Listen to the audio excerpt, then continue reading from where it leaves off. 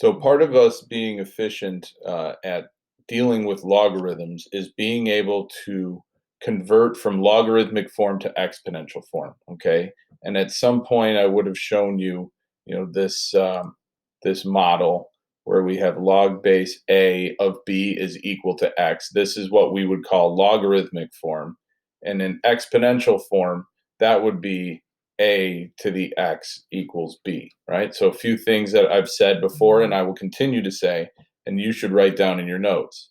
The base of the log is the base of the exponent.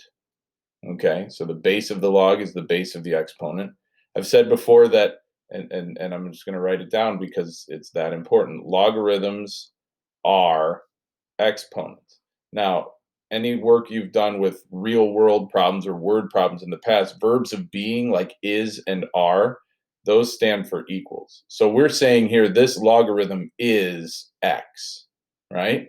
Which means since logarithms are exponents, this logarithm is this exponent. So that gets written in the exponential level, and then that's equal to b.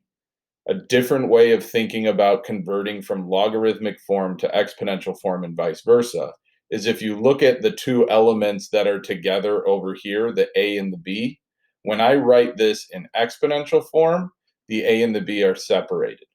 Okay, same thing here. If I have something that's in exponential form, the a and the x, if I were going the other way, the a and the x are together in exponential form. In logarithmic form, they're separated. Okay, so these are just some hints to keep in mind when you're converting from logarithmic to exponential form. So let's take a look at this one. This has already been completed, right? There's no variables here. They're saying that 3 to the negative fourth power is equal to 1 over 81. And just as a quick side note, the reason that is because a negative exponent pushes that power into the other level, right? We talked about how a negative exponent, you need a fraction. So 3 to the negative fourth is really 1 over 3 to the fourth, and that would equal 1 over 81. So here, that's why 3 to the negative fourth is equal to 1 over 81, because the negative exponent changes the level of that power, right?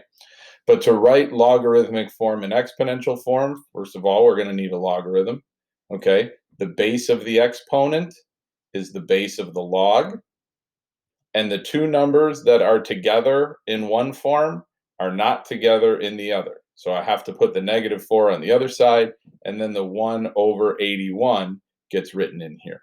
So this would be the logarithmic form of this exponential form.